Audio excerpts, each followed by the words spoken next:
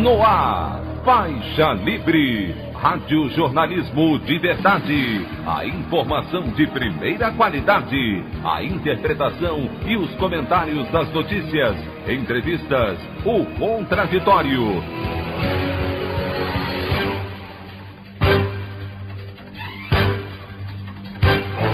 Tudo para aproximar você cada vez mais da realidade do Brasil e do mundo.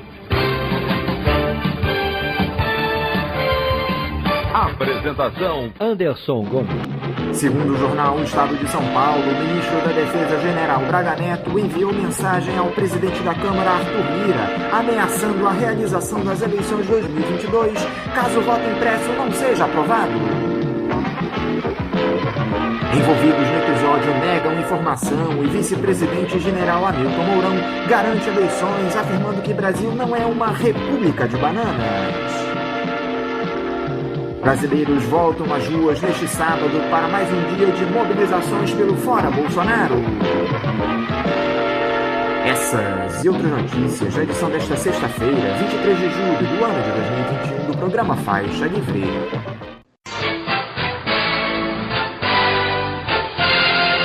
Comentário de Anderson Gomes.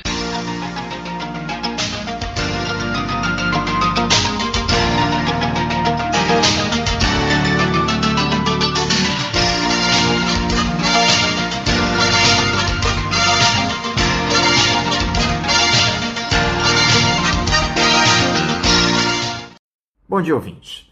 Em mais um editorial relâmpago, eu quero comentar rapidamente dois assuntos. Primeiro, mais uma ameaça dos militares à nossa democracia, em um recado enviado pelo ministro da Defesa, General Braga Neto, com apoio dos 3 comandantes das Forças Armadas ao presidente da Câmara, Arthur Lira, avisando que se não houver a aprovação do voto impresso e auditável pelo Congresso, não haveria eleições em 2022.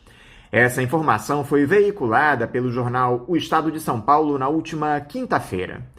Tanto o parlamentar como o militar negaram a ameaça, mas fato é que, independente de esse aviso ter ocorrido ou não, os militares há tempo já utilizam essa estratégia de anunciar o golpe em uma tentativa de banalizar a ação e ganhar a adesão de outras forças, com um único objetivo: evitar o retorno do ex-presidente Lula ao Palácio do Planalto, inclusive com apoio eventual de setores ditos democráticos. A única certeza que temos é que o ano de 2022 seguirá nessa mesma toada, talvez ainda mais tenso do que o atual, e precisamos estar preparados para combater qualquer tipo de ameaça. Nesse sentido, os brasileiros voltarão às ruas de todo o país neste sábado pelo Fora Bolsonaro.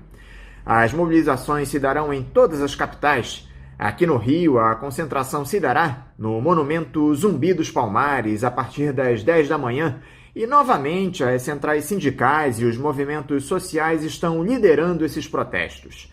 Temos todos de ir para as ruas exigir a saída imediata de Jair Bolsonaro da presidência, colocando fim, de uma vez por todas, à sombra do autoritarismo que se coloca no nosso país. Essa deve ser a pauta única de todas as forças progressistas. O Fora Bolsonaro já! A opinião do Faixa Livre. Bandeirantes, 1360. Estamos apresentando Faixa Livre. Voltamos a apresentar Faixa Livre. Estamos de volta, ouvintes, com o início da edição de hoje do programa Faixa Livre, que tem na sua produção a jornalista Celeste Sintra, auxiliada pela também jornalista Natália Moraes, tendo no comando do áudio o Francisco. Meu bom dia a todos. E meu bom dia também a você, que pode aqui participar nos enviando mensagens eletrônicas para o endereço ouvinte@programafaixalivre.com.br ou ainda registrando suas participações diretamente nas nossas redes sociais. No Facebook, nossa página é o Programa Faixa Livre. No Twitter e no Instagram, para deixar o seu recado, basta seguir os perfis @PGM Faixa Livre. Lembrando que as participações por telefone estão inviabilizadas, pois durante o período da pandemia do novo coronavírus, nosso programa está sendo gravado no dia anterior à sua veiculação. Pedimos desculpas aos nossos ouvintes que costumam interagir conosco desta forma, mas foi a maneira encontrada pela equipe do Faixa Livre para mantê-los informados sobre o que acontece no país e no mundo com essa nossa visão crítica e, ao mesmo tempo, preservando a saúde dos profissionais que levam o programa ao ar.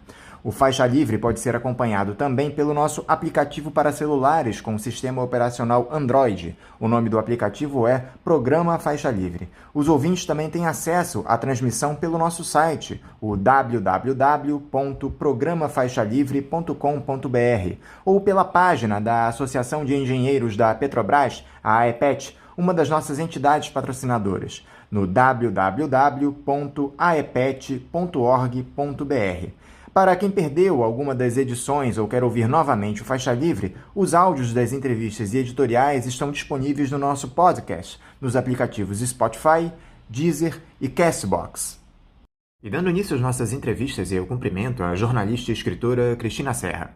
Cristina Serra, bom dia. Oi, Anderson, bom dia. É um prazer estar aqui mais uma vez no Faixa Livre.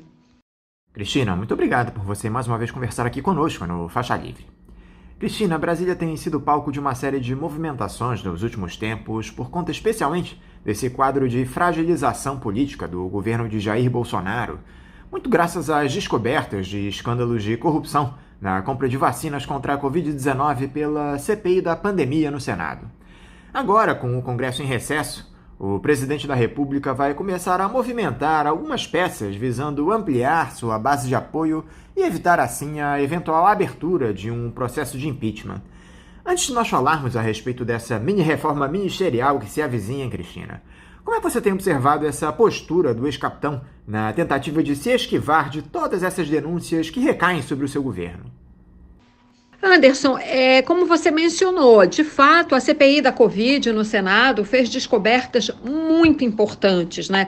Ela começou investigando a falta de empenho do governo em comprar vacinas, chegou no tal gabinete paralelo, né, que ficava incentivando, empurrando a cloroquina goela abaixo dos brasileiros, quando tudo que a gente precisava era de vacina. E, no caso da tragédia lá no Amazonas, em Manaus, oxigênio. E chegou nos escândalos de corrupção, justamente envolvendo as negociações para a compra de vacinas. Isso está muito claro, né? No caso da Pfizer, o próprio laboratório entrando em contato diretamente com o governo brasileiro, diversas vezes oferecendo a vacina. O governo não se mexia para adquirir essas vacinas. Quando entraram as possibilidades de negociações suspeitas envolvendo comissões, propinas, ou seja lá o nome que se der a isso, para aquisição de vacinas, aí você nota, pelo que a CPI descobriu, uma movimentação frenética até para acelerar, né, os contratos para compra de vacinas que, enfim, não tinham nem aprovação da Anvisa, com intermediários que não tinha a menor razão de ser, né? No caso da Coronavac, o último caso que apareceu, o Butantan, o Instituto Butantan, ligado ao governo estadual de São Paulo, já produzia, quer dizer, o governo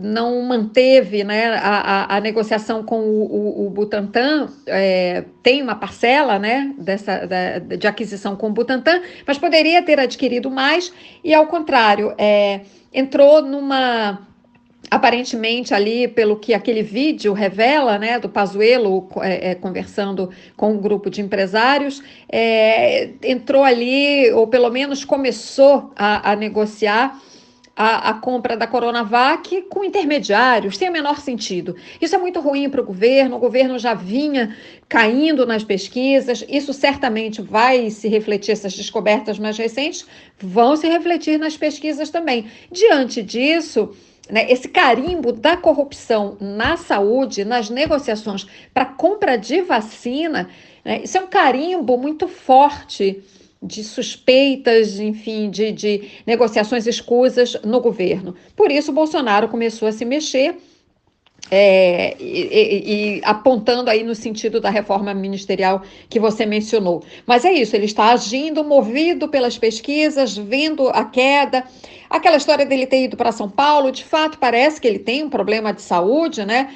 Recorrente, mas fica parecendo que, digamos assim, que houve um aparato médico envolvido, talvez maior do que o necessário, porque ele saiu do hospital e dias depois já estava acompanhando um jogo de futebol no estádio. Então, quer dizer, fica aí uma dúvida, né, sobre a real situação de saúde do presidente. Enfim, é isso. Ele está fraco, ele já entendeu isso e por isso está se mexendo aí no sentido da reforma ministerial. Falando sobre a dança das cadeiras na esplanada dos ministérios, Cristina, o Jair Bolsonaro deu a entender que vai recriar o Ministério do Trabalho, entregando a pasta a Onyx Lorenzoni, que atualmente é ministro-chefe da Secretaria-Geral da Presidência. Com esse movimento, ele acaba prestigiando o Onyx, que vinha desgastado após aquelas mentiras que ele contou sobre a tal da invoice do contrato da Covaxin, evidenciadas pela CPI da pandemia, e esvazia o até então superministro Paulo Guedes, que há mais de um ano passa por um lento processo de fritura no governo. O posto Ipiranga do ex-capitão falou em reorganização interna na pasta, mas esse discurso não convenceu ninguém, Cristina. Como é que você interpreta essa recriação do Ministério do Trabalho? Essa recriação do Ministério do Trabalho me parece claramente o seguinte, ele precisa acomodar o Onyx Lorenzoni. O Onyx Lorenzoni virou meio que um pau para toda obra, né? Precisa tapar um buraco, ele está lá.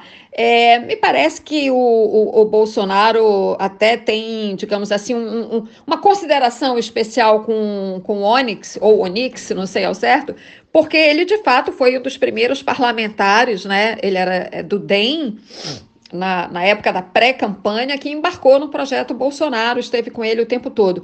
Mas, como você mencionou, o Onyx já rodou por várias cadeiras aí e precisava dar uma acomodação, acomodá-lo de alguma forma nessa movimentação. A movimentação chave, principal, foi trazer o Ciro Nogueira para a Casa Civil.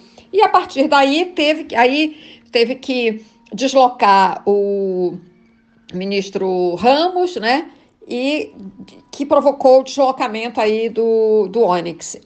Agora, é lamentável a gente ver isso, a agregação ou desagregação, né, dos ministérios, da estrutura, né, da máquina estatal, ela não é feita de acordo com critérios de necessidade efetiva, né?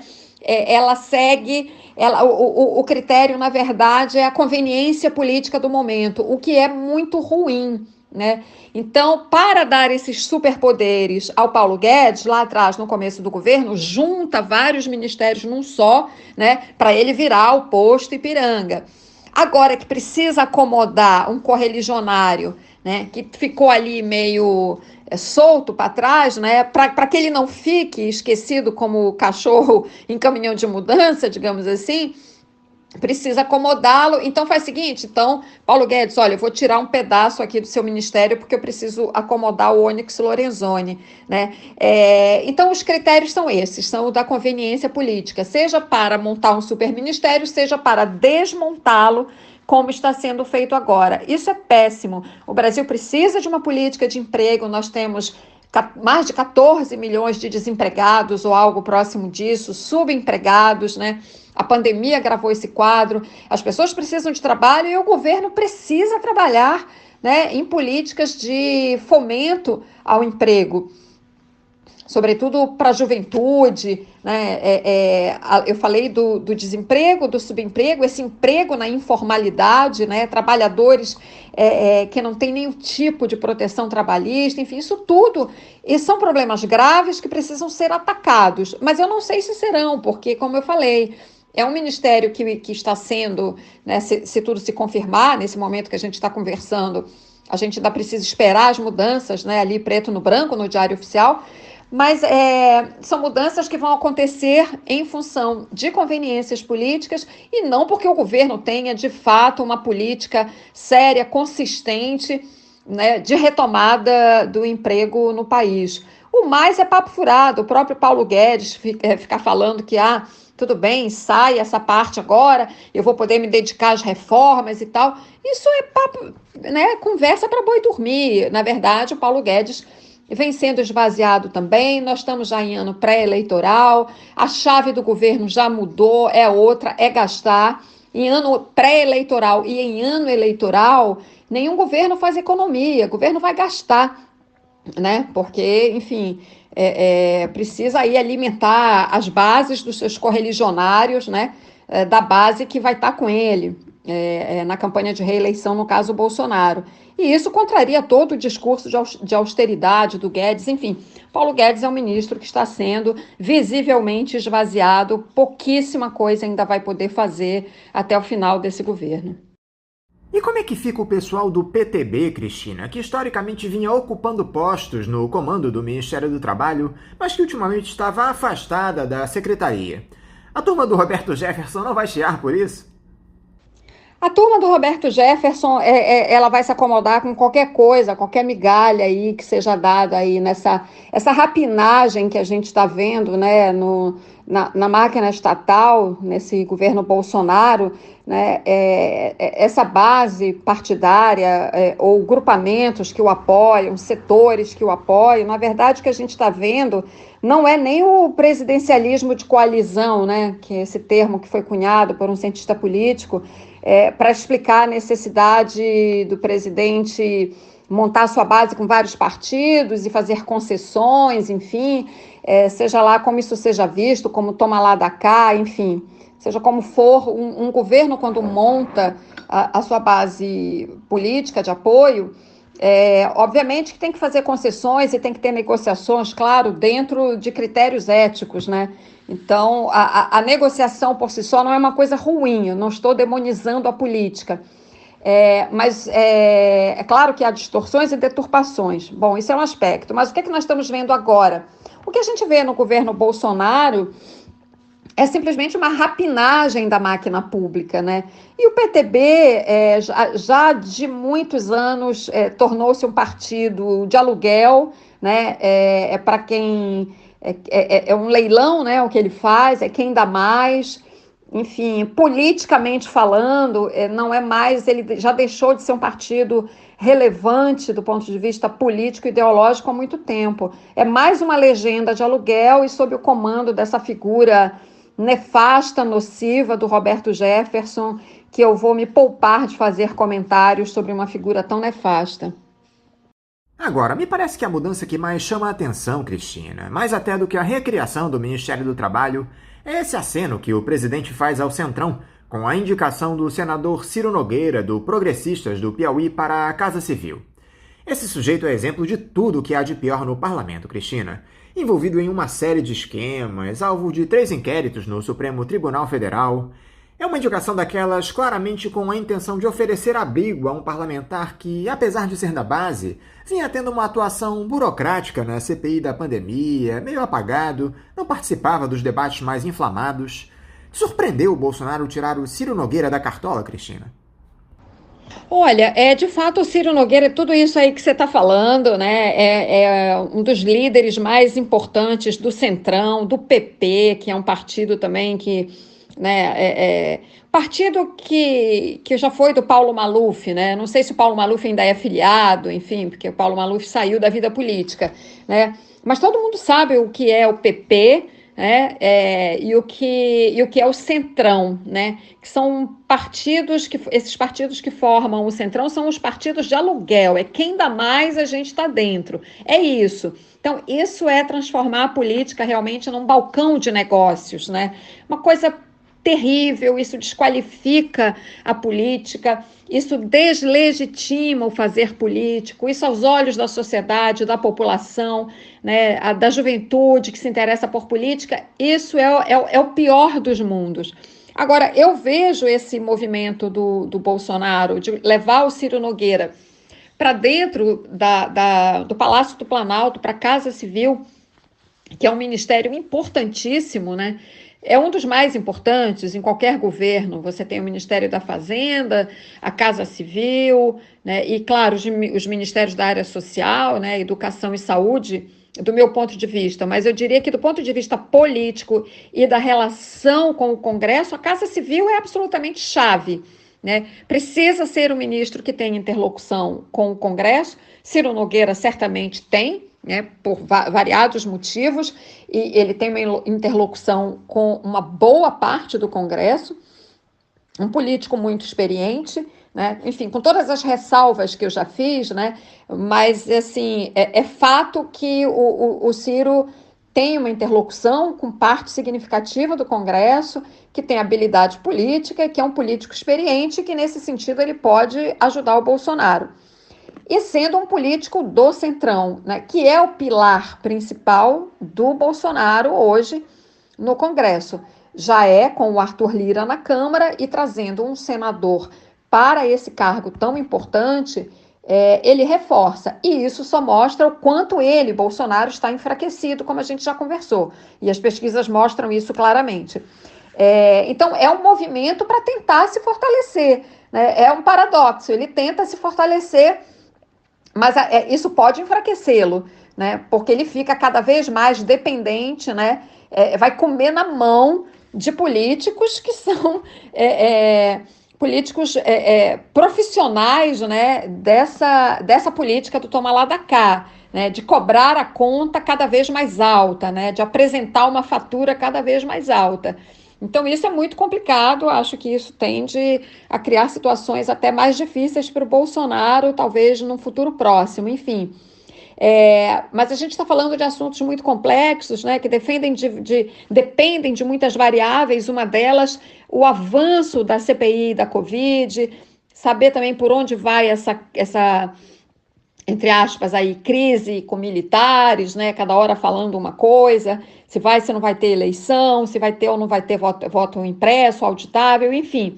É um cenário político que a gente está vivendo, já não é de hoje, mas é um cenário de instabilidade, então muito difícil saber no que vai dar, mas de fato é uma tentativa do Bolsonaro, né, de se fortalecer e ter um ponto de apoio, digamos assim, no Senado, trazendo um senador para essa função da Casa Civil, Anderson, que é importante a gente dizer, é uma função que controla todas as ações de todos os ministérios, não é controlar, ela coordena isso, ela coordena as obras, as grandes obras que o governo está fazendo, onde estão sendo feitas, beneficiam a quem, né, quanto de dinheiro investido e aplicado em determinada região.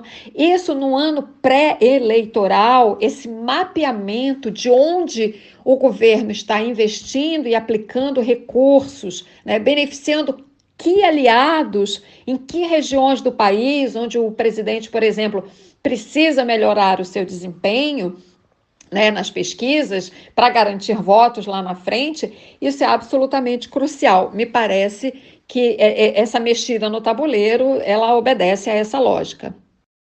Em meio a essas movimentações, Cristina, quem surge de maneira surpreendente como uma nova ameaça ao Bolsonaro é o vice-presidente da Câmara, o deputado Marcelo Ramos, do PL do Amazonas.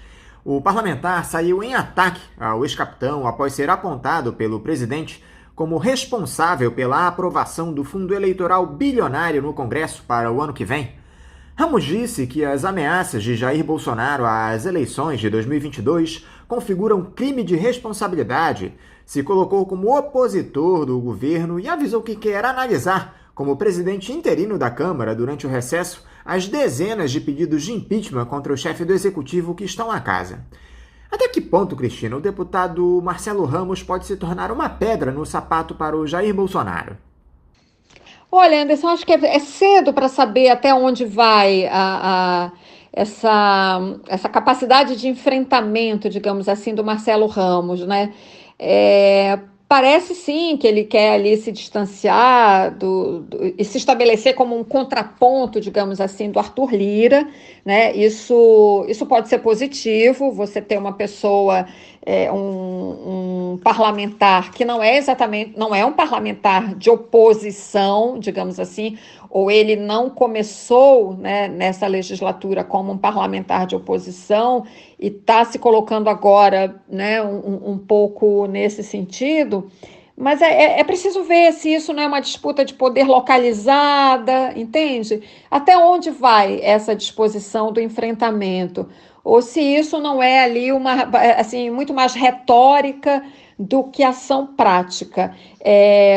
De qualquer maneira, essa questão do fundo eleitoral é muito importante essa discussão, independentemente do resultado que isso vai ter, né, se vai ser vetado, se não vai, enfim. Eu acho que é uma discussão importante que a sociedade tem que ter e eu quero aproveitar e dar aqui a minha opinião. Eu acho completamente errado você aumentar é eticamente inaceitável aceitar É inaceitável que o Congresso aprove um gasto desse tamanho num país que ainda está vivendo uma pandemia. E nós não sabemos ainda, não temos ainda um horizonte seguro de saída dessa pandemia, um horizonte seguro de superação dessa pandemia. Tem as variantes do vírus, isso é um componente de perigo a mais, né? As pessoas que precisam de 2 doses de vacina ainda estão longe de ter essa imunização completa garantida, e muito dinheiro vai precisar ser investido em saúde, no tratamento das pessoas que ficaram com sequelas, né, na recuperação dos danos, a educação, nas políticas de recuperação do emprego, um assunto que nós acabamos de falar aqui. Enfim, tem muitas áreas sociais que precisam de investimento do governo, né, do aparelho de Estado. Então, é uma indecência esses bilhões, quase 6 bilhões de reais gastos em fundo eleitoral. O que tem que ser feito é o seguinte, é cada vez mais baratear as campanhas eleitorais. Não tem sentido esse gasto.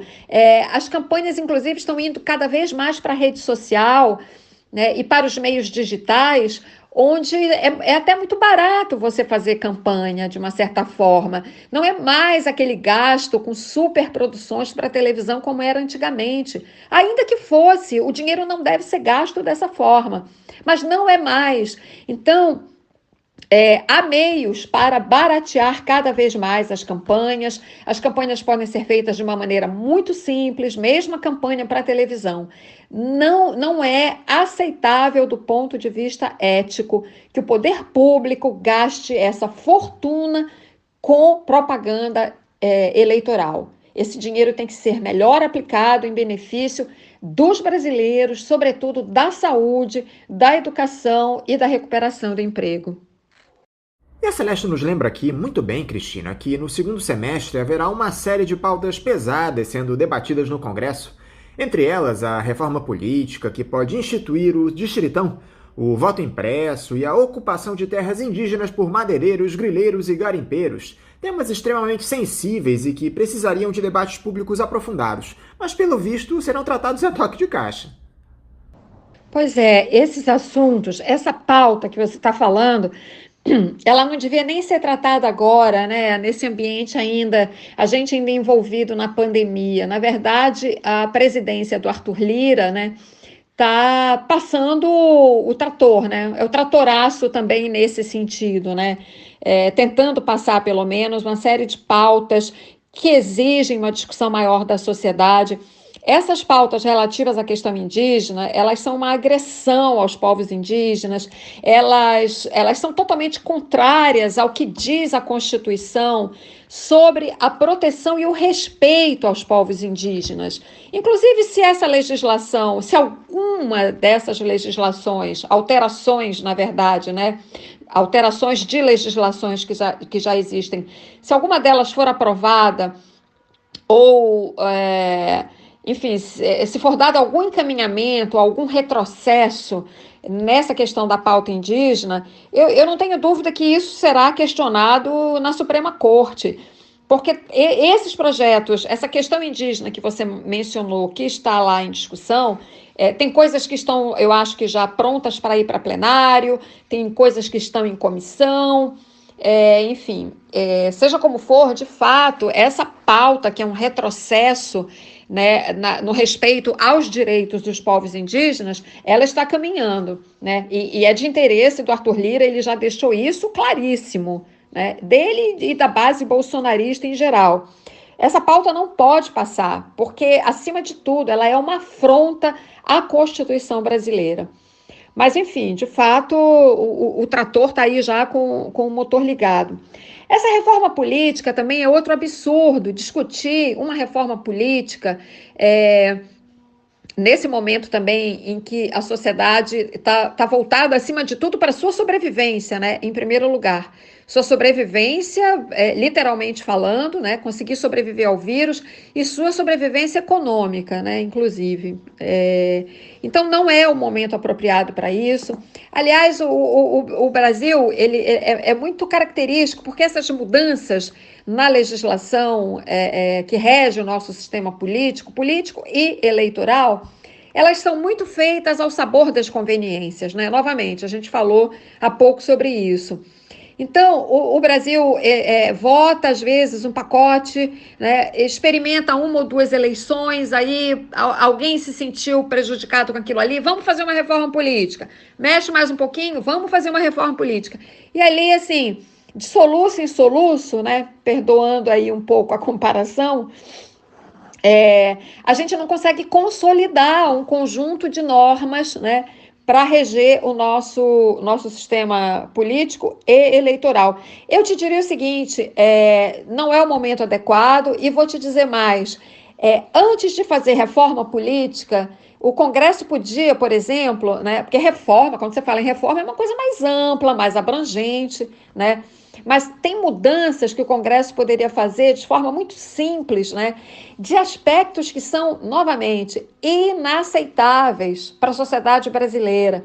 Por exemplo, o senador, ele escolhe o suplente dele. Um exemplo agora, o senador Ciro Nogueira, de fato, como tudo indica, se tornar o ministro da Casa Civil, né? A gente está conversando agora, nesse momento, em que ainda não saiu no Diário Oficial, digamos assim, a suplente dele é a mãe dele.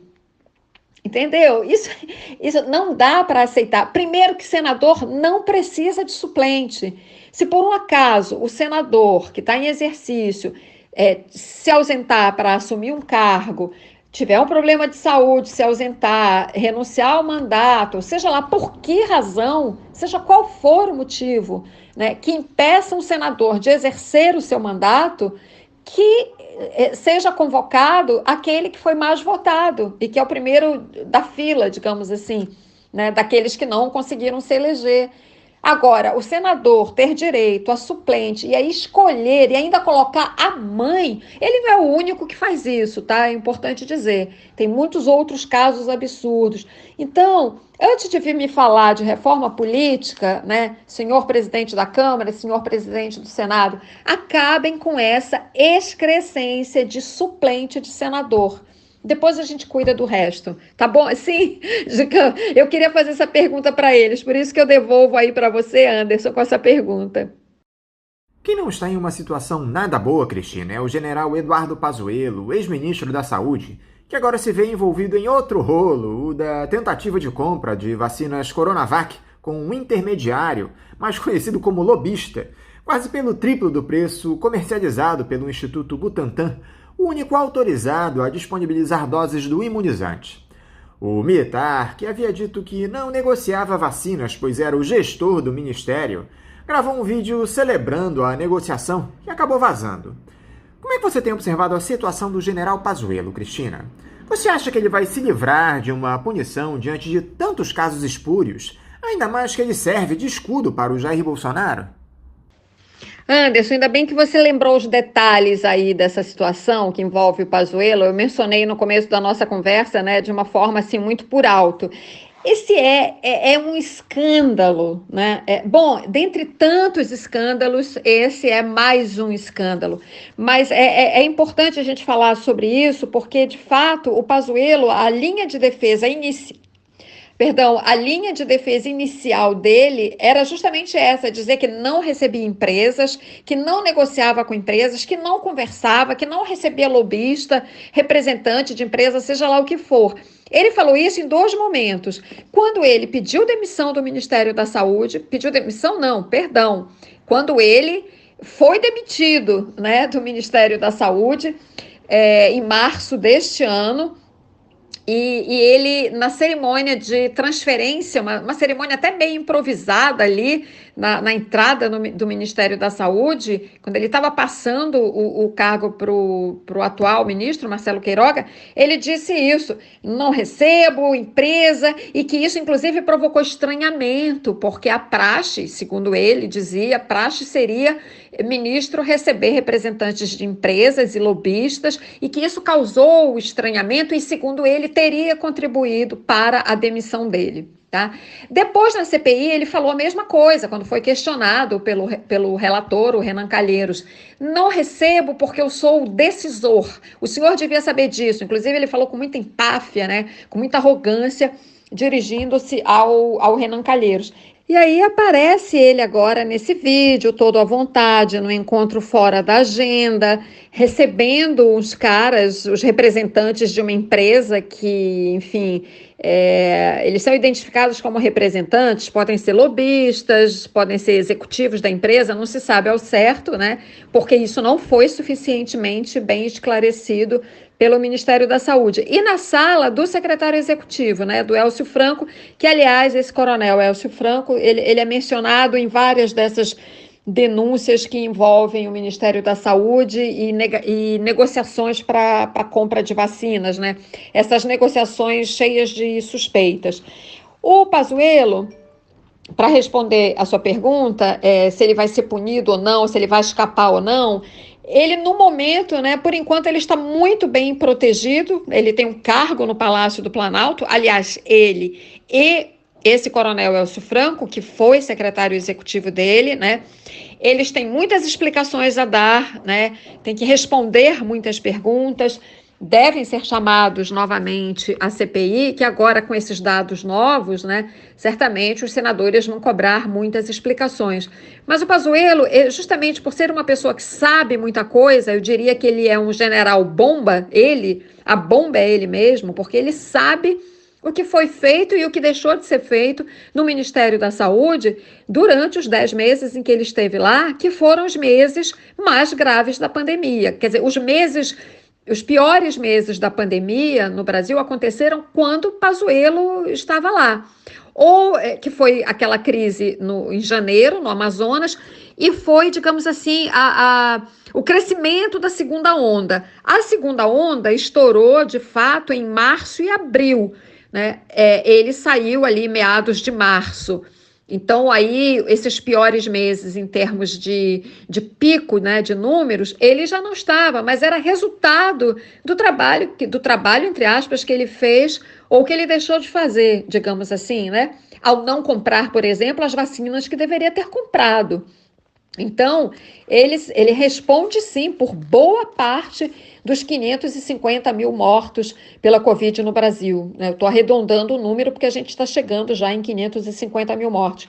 Mas ele é um general muito bem protegido pelo Bolsonaro, né? Tem aquele episódio recente dele participar daquele evento com o Bolsonaro, né? Participar de um evento político eleitoral, claramente, e de não ter sido punido pelo comando do Exército, né? Ele é um general da ativa, ele não é da reserva, tem esse agravante. E, no entanto, nada acontece com ele e o Exército ainda colocou sob sigilo de 100 anos os documentos referentes a essa questão dele ter participado desse evento político-eleitoral com o Bolsonaro no Rio de Janeiro. Então, como se diz no popular, claramente ele tem costas quentes, né? Pelo menos enquanto o Bolsonaro estiver no poder, parece que ele está protegido e assegurado. Depois que esse poder todo acabar, eu espero que ele responda por seus atos. Quando isso vai acontecer, ainda não dá para dizer, né, Anderson? Eu falei no Pazuello, Cristine, e eu gostaria de ouvir a sua opinião também sobre esse avanço das Forças Armadas sobre o Estado brasileiro. Há quem diga que já existe um partido militar que está colocado no nosso país, inclusive um belo artigo escrito recentemente pelo coronel da reserva Marcelo Pimentel Jorge de Souza trata dessa questão. Como é que você observa esse caso dos militares, Cristine, em um momento grave como esse? Olha, essa questão dos militares, Anderson, é da maior gravidade, porque, infelizmente, o que a gente está vendo? Os militares voltando a fazer política. A gente achava que os militares, né, quando o Brasil retomou a democracia, que eles tinham voltado para os seus quartéis, para as suas atividades profissionais, que são da maior importância. Os militares têm a honrosa atribuição de defender o país de qualquer agressão externa, né? Eles estão nas nossas fronteiras. Eu falo isso com muita tranquilidade porque eu tenho parentes que são militares, então reconheço a importância fundamental dos militares para o Estado brasileiro. Mas as atividades dos militares são as atividades de defesa. Eles não têm que se meter a fazer política. Infelizmente, há uma ala entre os militares brasileiros, né, que se arvorou esse direito de voltar a fazer política partidária. Política todos nós fazemos de uma maneira ou de outra. Política é uma coisa muito ampla, né? Está ligada à cidadania. Todos nós temos uma cabeça política, né? Ou se não temos, deveríamos ter, né? Porque a política bem entendida com o sentido de fazer o bem, que é isso originalmente que é a política, né? Isso, ela deve ter a participação de todos. Isso é uma coisa. Agora, militar, fazer política partidária é usurpação de poderes, é usurpação de atribuições. Militares cuidam da defesa de um país, políticos fazem política. Temos políticos corruptos? Temos, mas não são só políticos envolvidos em corrupção. Há corruptos também nas Forças Armadas, né? As instituições, seja a política, sejam as Forças Armadas, né? Seja o mundo acadêmico, enfim, as instituições, de uma maneira geral, não estão livres de ter o que a gente chama de maçãs podres. Isso é uma coisa. Cada instituição resolva, né? O judiciário tem denúncias de corrupção, o Ministério Público tem, as polícias têm. Agora, cada instituição resolva, tire as suas maçãs podres e vamos continuar, e a vida segue, cada um no seu quadrado, como diz a canção, né? Cada um cuidando das suas atribuições. Política não é lugar para força armada. O nome já está dizendo, Forças Armadas, né? Elas têm um poder armado, né, em nome do Estado, elas detêm o monopólio da violência. E isso bota, então, as Forças Armadas num grau diferente dos demais, dos poderes político, né, o poder político, seja no executivo, seja no legislativo, e o poder judiciário. Então, são graus diferentes, né, de atuação, níveis diferentes de atuação na sociedade brasileira. Então, é péssimo nós vermos hoje militares, né, envolvidos com política partidária. A gente falou, você bem mencionou o caso do Pazuello, e nós temos hoje o ministro da Defesa, o Walter Braga Neto, que tem se imiscuído, eu diria, né, de forma mais contundente, né, nessas questões político-partidárias, o que é péssimo exemplo para a oficialidade, né, para os comandos das três Forças Armadas e para a oficialidade de uma maneira geral. Inclusive, esse exemplo que você citou, esse artigo que você citou, do coronel da reserva, Marcelo Pimentel, ele é um estudioso das Forças Armadas, né? Foi coronel da ativa até pouco tempo atrás, conhece todos esses militares que estão hoje com Bolsonaro no poder, ele é um crítico ferrenho do envolvimento de militares com política e principalmente do apoio dos militares ao projeto Bolsonaro, né? Ele diz, grosso modo, resumindo um pouco o que ele falou, que os militares foram, essa ala que foi em peso, que deu apoio em peso ao Bolsonaro para voltar ao poder, porque viu no Bolsonaro esse símbolo, né, que os levaria de volta ao poder. E aí ele vê nisso o que ele chama de partido militar, a atuação do partido militar. É bem interessante, de fato, eu recomendo, o artigo foi publicado na Folha de São Paulo, eu recomendo que as pessoas leiam, porque ele explica muito melhor, um artigo muito bem escrito, por sinal, e ele vai desdobrando o pensamento de uma forma muito melhor do que eu estou fazendo aqui, que eu estou só resumindo. A gente viu recentemente, eu mencionei o Braga Neto, mas a gente viu recentemente, né, aquela nota que o Braga Neto assinou com os 3 comandantes das 3 forças, em resposta àquele comentário feito pelo presidente da CPI, o Omar Aziz, sobre o lado podre das Forças Armadas. Ele não falou da instituição. Ele falou especificamente desse lado podre, que é o que eu falei, as maçãs podres que tem em qualquer corporação, em qualquer instituição. E o que a gente faz quando se depara com um problema desse? A gente esconde embaixo do tapete? Não, a gente enfrenta o problema, investiga, pune quem tem que ser punido e a vida segue, né? Só que a gente está vendo essa mistura perigosa de militares e política no Brasil. Isso é um dos grandes retrocessos que a gente está vivendo. A impressão que eu tenho é que a gente está vivendo aquele período de turbulência após o suicídio do Getúlio Vargas, né, em que os militares participaram ativamente. É um período muito conturbado da história do Brasil, entre o suicídio do Vargas em 1954 e o golpe militar de 1964. Esses 10 anos explicam muito do que a gente vive ainda hoje no Brasil, né, com muita participação de militares assumindo preferências político-partidárias, né, interferindo na política brasileira, envolvidos em conspirações. Deu no que deu o golpe de 64, a ditadura de 21 anos, e hoje parece que a gente está revivendo todo esse pesadelo. Cristina Serra, muito obrigado por mais uma vez você estar aqui conosco no Faixa Livre. Eu quero te desejar um ótimo final de semana e deixar aqui meu forte abraço. Anderson, muito obrigada mais uma vez por essa oportunidade, né, de compartilhar com você e com os seus ouvintes algumas reflexões. Na verdade é isso, nesse momento de tanta instabilidade que a gente vive, a gente faz reflexões, né? É difícil a gente ter certeza, né? O Brasil vai por esse lado ou por outro. A gente espera que a gente consiga superar esse período de tantos sobressaltos, né? Mas, enfim, é isso. Eu agradeço a oportunidade de trazer aqui uma contribuição. Obrigada e até a próxima e um ótimo final de semana para todos. Conversamos aqui com a jornalista e escritora Cristina Serra. Vamos agora ao nosso primeiro intervalo. Voltaremos já já.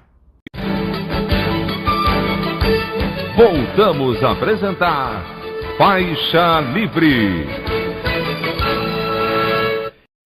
Estamos de volta, ouvintes, e agora eu saúdo o jornalista Henrique Acker. Henrique Acker, bom dia.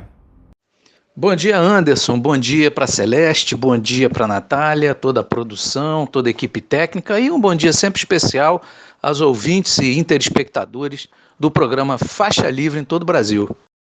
Henrique, muito obrigado por você conversar conosco novamente aqui no Faixa Livre. Henrique, em meio a esse caos financeiro que o Rio de Janeiro atravessa, o prefeito Eduardo Paes anunciou um ambicioso projeto batizado de Plano para a Retomada e o Futuro do Rio, que inclui investimentos na casa dos 14 bilhões de reais até 2024, estipulando 93 metas para a recuperação do município em diversos setores, como moradia, emprego, saúde e meio ambiente, com iniciativas como a redução do desemprego de 14,7% para 8%, o desenvolvimento do comércio local, a ativação de 43 polos de gastronomia, cultura, turismo e produção rural, o aumento do fluxo de turismo, a ampliação da cobertura das clínicas da família de 34% para 70% do município, a criação de 22 escolas de ginásio experimental tecnológico, até a previsão de criação de um centro de controle e fiscalização para conter o avanço das ocupações irregulares comandadas por grupos criminosos. O plano pretende atrair 1,2 bilhão de reais da iniciativa privada só com parcerias público-privadas e concessões. Antes de nós falarmos sobre o financiamento desse plano, Henrique, eu gostaria de saber o que é que você achou disso que foi anunciado pela Prefeitura. Você chegou a ler esse plano? É algo que tem condições de tirar o município do Rio de Janeiro do buraco? Anderson, como é de costume, né, o prefeito do Rio, a gente já conhece, o Nervosinho, ele sempre trabalha com essa parte de marketing muito bem, né? O problema é que quanto mais você grita, mais as pessoas lembram de ouvir, não é? Então, o prefeito do Rio, mas vamos lá, no que ele anunciou, são 18 bilhões em investimento, 4 bilhões com pessoal e custeio, e o restante investimento em obras e tudo mais, que seriam em mobilidade urbana, habitação, emprego, criação de empregos, saneamento e reflorestamento da cidade, na área de educação e de saúde. Bem, isso tudo contempla o seguinte, né? Ampliação dos postos de saúde da família para 70% da população do Rio, sendo 100% nas áreas mais pobres. Alô, você das áreas mais pobres do Rio, anote aí, promessa do prefeito, até 2024. Reduzir a taxa de desemprego na cidade de 14,7% para 8%, não sei de onde ele tirou esse 14,7%, porque o 14,7% é a taxa geral de desemprego no país. No Rio ela já beirou mais de 16%, se não me engano, 16%. Mas enfim, vamos lá. A educação, metade dos alunos da rede municipal de ensino em tempo integral até 2024, reflorestamento e saneamento, obras de ampliação, uma central de informação junto com o Ministério Público e a polícia, né, para combater atividades milicianas. De acordo com o secretário de Fazenda e Planejamento da Prefeitura, Pedro Paulo, o dinheiro vai vir da arrecadação da Prefeitura e de 1,2 bilhão, com parcerias público-privadas. São 253 projetos em diversos setores. Isso foi o que foi anunciado. Agora, eu queria lembrar a população da cidade do Rio de Janeiro que em 2016 nós tivemos uma Olimpíada aqui no Rio. Vocês lembram? Não é? E foi esse mesmo prefeito que nos prometeu mundos e fundos com o chamado legado das Olimpíadas. Hoje, o que é que nós temos? Um parque olímpico subutilizado, na Barra. As tais 4 escolas, vocês lembram, que iam ser feitas a partir do reaproveitamento material lá do Parque Olímpico, não foram construídas. A Transbrasil inacabada, né? A revitalização da região portuária, que não me parece que avançou muito.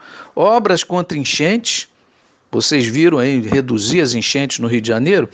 O VLT, que é aquele veículo leve sobre trilhos, né?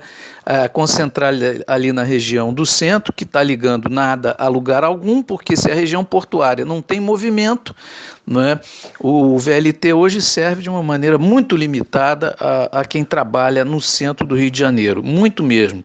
E ainda ajudou a acabar com aquele trânsito ali na Avenida Rio Branco, o que seria um projeto interessante, acabou virando, né, um trenzinho fantasma. Né? E o fim do autódromo de Jacarepaguá, que foi o que aconteceu.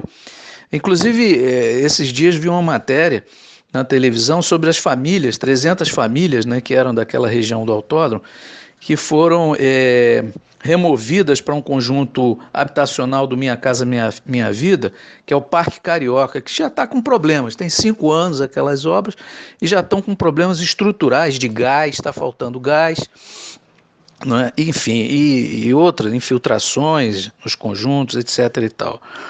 Gastou-se também 1,2 bilhão com reformas do Maracanã, né?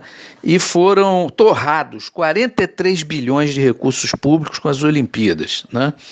Isso depois de ter havido aquela promessa do então ministro de Esporte, né, que não haveria, do governo da Dilma, que não haveria um centavo de dinheiro público nas Olimpíadas. Nós tivemos também um campo de golfe que beneficiou, né, a Fiore Empreendimentos, com dinheiro do Fundo de Garantia, 112 milhões que era para saneamento, na obra de uma favela ali na região portuária, que foram desviados para o Museu do Amanhã, não é? E a despoluição da Baía de Guanabara, que não foi adiante mais uma vez. O BRT, que hoje a gente conhece, a população do Rio conhece o BRT muito bem, não é, Anderson? Não é? Do jeito que está, como é que anda aquilo. Uma sucata que foi entregue às velhas e conhecidas empresas de ônibus do Rio de Janeiro que financiam campanhas eleitorais dessa gente aí. 84% dos recursos, né, foram para a Barra da Tijuca e beneficiaram quem? né, os donos da Barra da Tijuca, né? Carvalho Hosking e a Cirela, que são grandes imobiliárias, e as construtoras Queiroz Galvão, Odebrecht e Andrade Gutierrez, que passaram a ter investimentos ali na região. Então, eu creio o seguinte, o nervosinho, em vez de inventar, né, que vai fazer obras que para isso ia acontecer e tudo mais, ele deveria concluir o que prometeu do chamado legado olímpico. Resta saber, Henrique, de onde o prefeito vai tirar todos esses recursos em um município atolado em dívidas, que teve enormes dificuldades financeiras no início do ano, atrasou o pagamento do 13º salário do ano passado aos servidores. O secretário municipal de Fazenda e Planejamento, o senhor Pedro Paulo, disse que quase a totalidade dos investimentos sairá do Tesouro Municipal, que inclui receitas próprias e de transferências, financiamentos e outorgas. Você acha possível isso sair do papel, Henrique? Olha, Anderson, eu não sei se vai ter recursos, não é só do Tesouro do município, se realmente vai ter esse investimento com a iniciativa privada.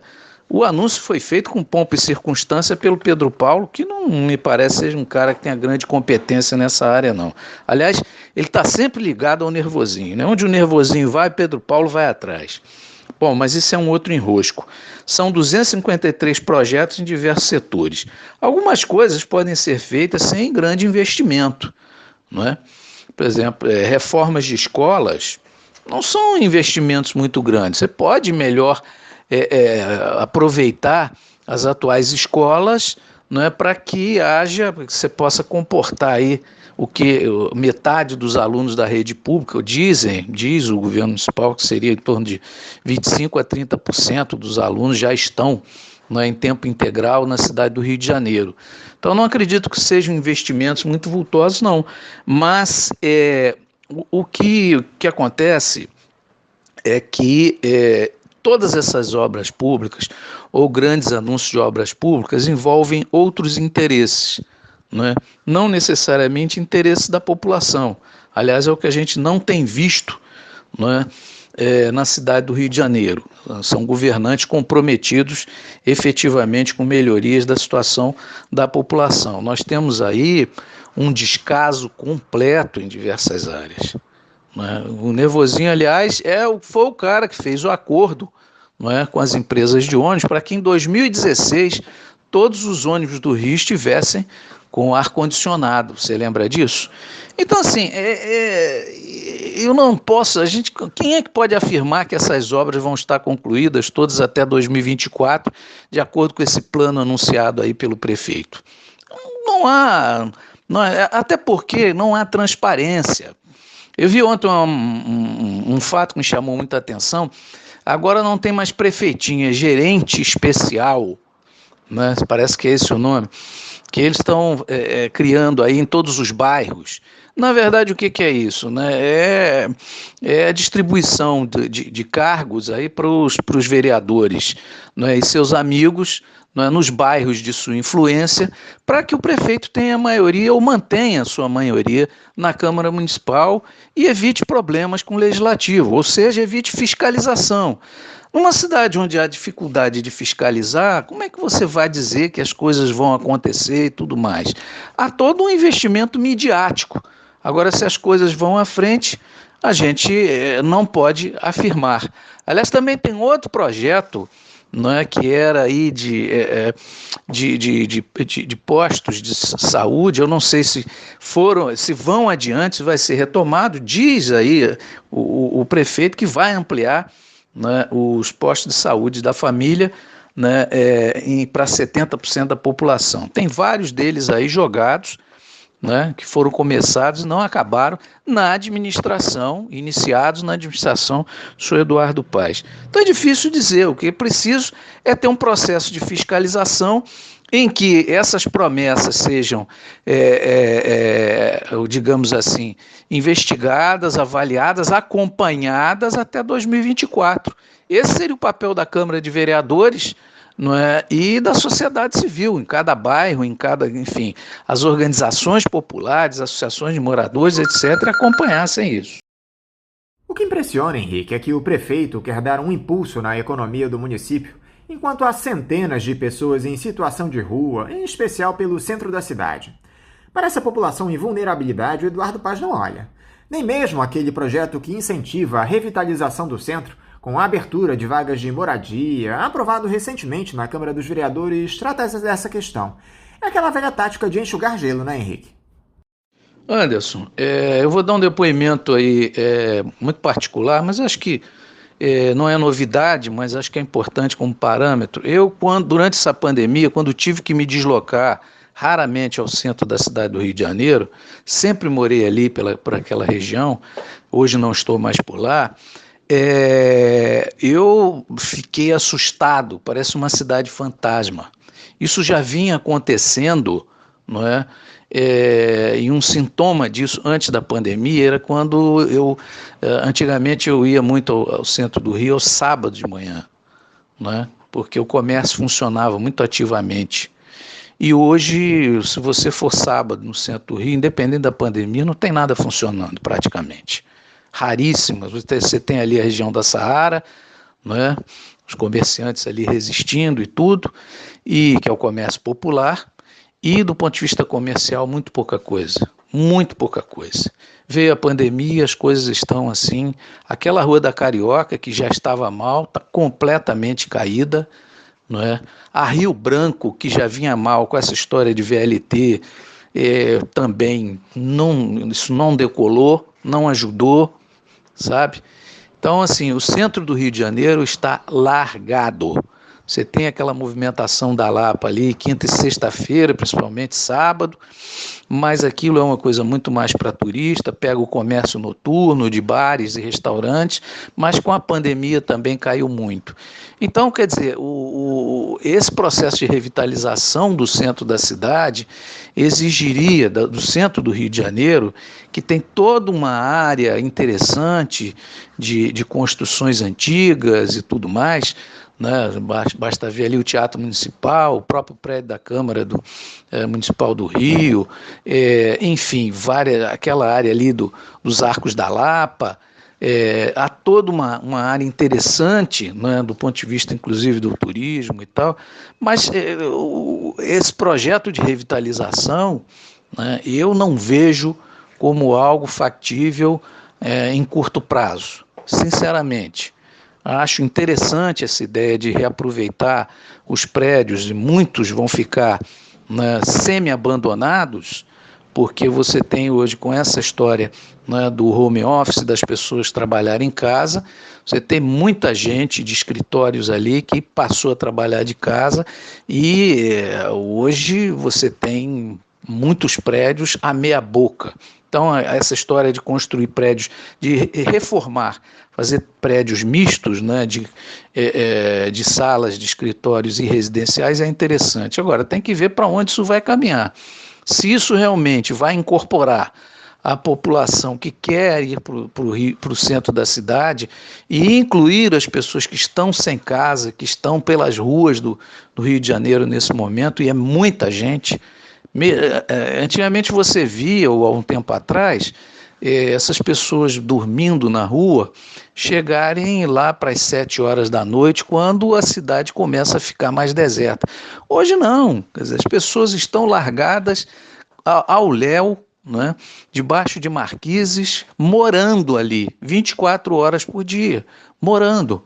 E a Prefeitura do Rio de Janeiro não tem um programa de acolhimento e sequer um programa habitacional, não é, que lembre desses milhares e milhares de famílias que estão largadas aqui no centro. Outra área em que o Rio de Janeiro, no caso agora o Estado, não tem de se orgulhar, Henrique, é no que diz respeito à violência policial. De acordo com números do Anuário Brasileiro de Segurança Pública, 7 dos 10 municípios com mais alta taxa de letalidade policial são aqui do estado. Eu me refiro a Japeri, Itaguaí, Angra dos Reis, São Gonçalo, Queimados, Mesquita e Belfor Roxo. Tá na cara que isso é efeito desse estado policial que se estabeleceu por aqui e foi potencializado pelo senhor Wilson Witzel com aquela retórica do tiro na cabecinha, não é, Henrique?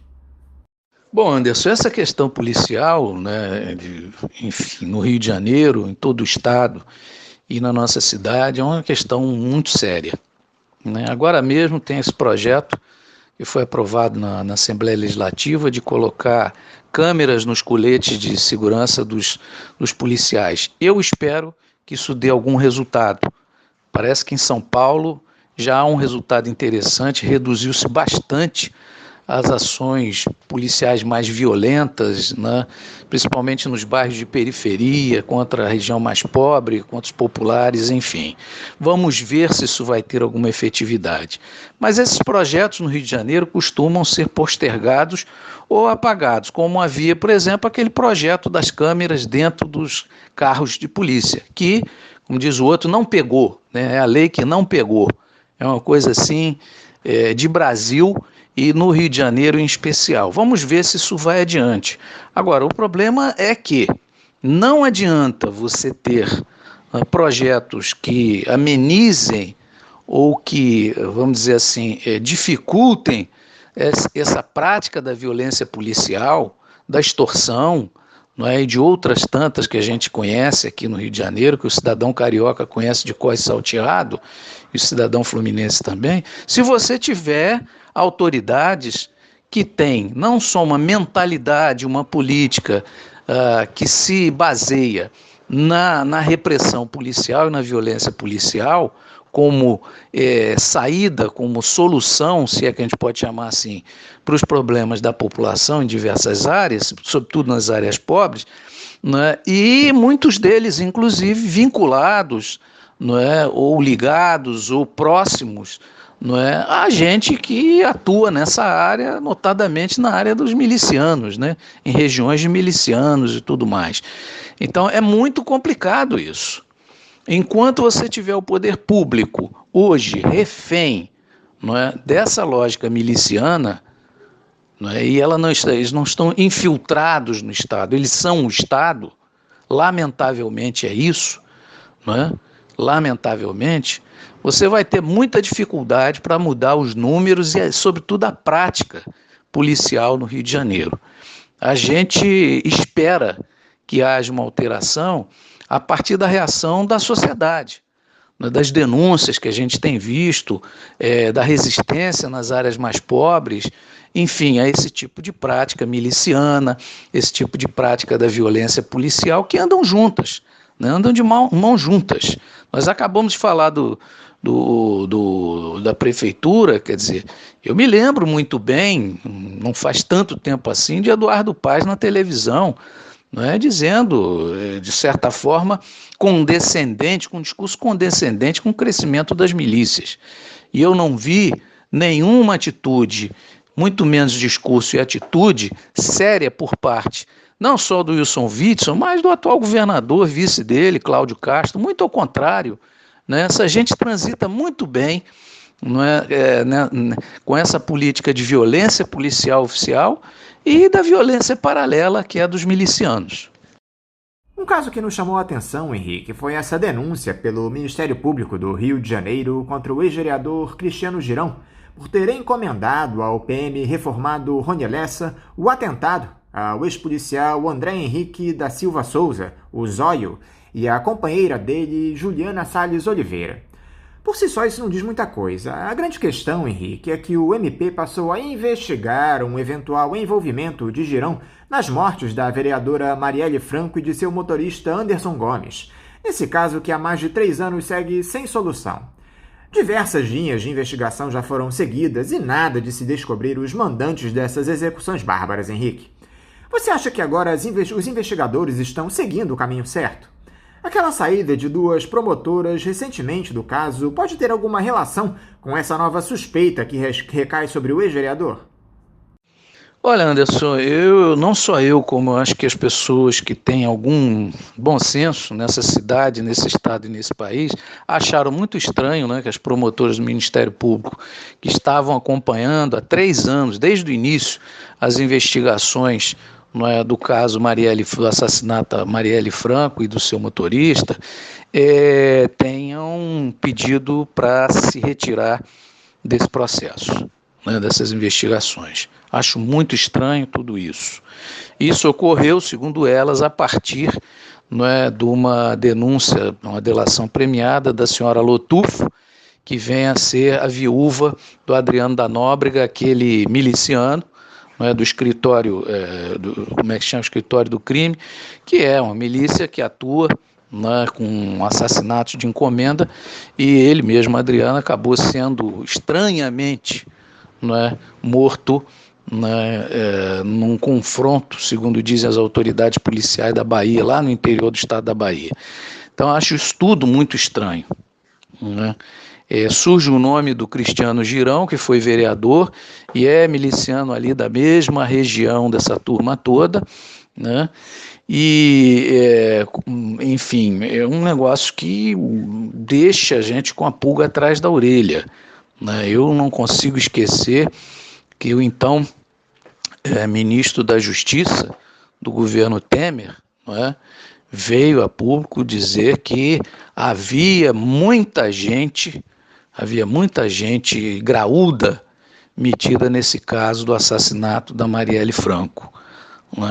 Agora, o que é que isso pode avançar ou não, não se sabe, porque dependendo do tipo de gente, obviamente, que foi o mandante desse assassinato, que obviamente tem implicações políticas, porque a Marielle, independente de se gostar de Marielle ou não, das suas opiniões ou não, era uma vereadora muito ativa, e nas comunidades, na sua região de origem, nas comunidades. Então, nas favelas e tudo mais. E são áreas muito disputadas por milicianos, são áreas muito disputadas por quem precisa de voto, não só milicianos, mas também políticos clientelistas na cidade do Rio de Janeiro. Enfim, onde vai dar isso e se esse processo vai ter continuidade de maneira satisfatória, a gente não sabe, Agora, acho importantíssima a atitude, não só dos familiares da Marielle, mas também de todas as organizações de direitos humanos, enfim, de todos que continuam a fiscalizar ou a acompanhar de perto, sempre que possível, os passos dessa investigação. Não sei se isso vai adiante, não sei onde... Às vezes, Anderson, é interessante a gente ver um detalhe de uma investigação que pode escapar, a determinados setores ou propositalmente ser colocado de escanteio, acaba virando uma denúncia importante e pode levar ao elucidamento de algum caso policial e, na verdade, nesse caso, um caso que tem interesse político, sem dúvida nenhuma, aqui na cidade, no estado e em todo o país. Eu também gostaria que você comentasse, Henrique, o cenário da política nacional. O presidente Jair Bolsonaro segue em queda livre, com um desgaste político acentuado por conta dessas denúncias de corrupção na compra de vacinas contra a Covid-19. Para tentar se blindar, ele agora ataca com uma mini-reforma ministerial para abrigar ainda mais o Centrão e conter um eventual processo de impeachment. Ainda há os militares nessa história, Henrique, mas nós vamos abordar esse tema mais à frente. Qual é a análise que você faz para todo esse imbróglio que ganhou um personagem novo e inusitado, o vice-presidente da Câmara Marcelo Ramos, em exercício na presidência da Casa durante o recesso, que ameaça admitir um dos pedidos de impeachment que estão na gaveta do Arthur Lira? O cenário fica cada vez mais difícil para o Bolsonaro, Henrique. Ô Anderson, quando você faz essa pergunta, eu me lembro do refrão daquele samba, muito popular, conhecido aí em todo o Brasil, que o general Heleno cantava algum tempo atrás, Se gritar pega Centrão, não fica meu irmão. Olha a contradição em que se meteu esse governo Bolsonaro, Além da crise do Covid, da pandemia, que o governo não conseguiu responder de maneira satisfatória ao conjunto da população brasileira, já visto mais de 500 mil de brasileiros mortos, e tantos outros aí que estão sequelados, famílias que estão enlutadas. As consequências de tudo isso, o agravamento da crise econômica que já vinha se acentuando antes da pandemia e agora levou um desemprego absurdo, a volta da inflação, os preços dos alimentos pela hora da morte, enfim, uma série de questões políticas, econômicas e sociais que estão gerando uma crise muito profunda, E isso se acentuou, do meu ponto de vista, no plano político, com a CPI, na CPI da Covid, que está sendo transmitida ao vivo, né, para todo o Brasil, pela televisão. As pessoas, uma parte da população está podendo acompanhar, né, e a outra está acompanhando através dos noticiários. E muita gente dizia, não, isso é mais uma CPI, não vai dar em nada. Ora, como é que não vai dar em nada? Essa CPI ela já desmoralizou a história da eficácia de medicamentos indicados pelo Bolsonaro e aquela turma do Médicos pela Morte, é assim que eu chamo, não tem médico pela vida. Apontou, inclusive, os beneficiários nos laboratórios que venderam, as farmácias, enfim, grupos farmacêuticos que venderam muito mais hidroxicloroquina nesse período, por indicação do senhor presidente da República. A CPI apontou e provou, não é, a intervenção militar no Ministério da Saúde, com o ministro Pazuello. A CPI mostrou, não é, que houve a formação de um gabinete das sombras, não é, com figuras aí esquisitas que foram reunidas para incentivar a utilização do kit Covid, né, pelas secretarias de saúde por todo o país, com protocolo do Ministério da Saúde, etc. A CPI mostrou que o governo Bolsonaro empurrou com a barriga a compra de vacinas com laboratórios oficiais, né, tanto do Butantan, né, quanto também da Pfizer, enquanto agilizava negociações estranhas com atravessadores, né, da Precisa, essa história da Covaxin também, enfim, né? Então, há também agora a comprovação cada vez maior do envolvimento de políticos com esse esquema dentro do Ministério da Saúde, notadamente, né, o senhor, o líder do governo na Câmara dos Deputados e outros, né, ligados ao Centrão, e também um grupo militar dentro do Ministério da Saúde que estava envolvido com isso. Inclusive o senhor Elcio Franco, que já tem história. Elcio Franco não é, quer dizer, foi o secretário executivo do Ministério da Saúde, não é uma figura nova. Ele teve alguns meses lá no governo, como secretário de saúde do governo de Roraima, né? E foi saído de lá por uma história um tanto estranha. Fala-se até num núcleo de Roraima, nessa história toda, onde estaria o Pazuello e o próprio Elcio Franco. Mas isso é uma outra história que está nesse rolo. Bom, o fato é que as pesquisas indicaram, enfim, tudo que foi pesquisado nessa área, que cerca de 300 mil brasileiros poderiam, né, ter sobrevivido a essa pandemia, não fosse a atuação desastrosa ou a falta de atuação do Ministério da Saúde, notadamente no período conduzido pelo senhor Pazuello. Então, isso levou, né, a um enfraquecimento, a uma fragilização do governo Bolsonaro cada vez maior e sendo ainda mais, cada vez mais refém do Centrão. Aqueles que se iludem que vão poder dobrar o Centrão, não é, como aconteceu em outros governos, não é, deveriam ter estudado um pouquinho melhor como age esse grupo político. Então, o Centrão hoje, quer dizer, por que o Bolsonaro leva o Ciro Nogueira, que é um dos principais expoentes do PP e do Centrão, para a Casa Civil, não é? Porque ele precisa, por exemplo, ele não pode passar pelo vexame de indicar esse André Mendonça, né, o terrivelmente evangélico, para ocupar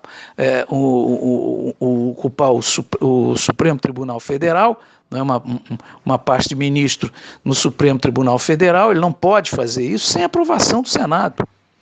E já se sabe que há resistência no Senado, né, em relação ao nome do André Mendonça. Na verdade, a resistência é a resistência que o Centrão impõe, né?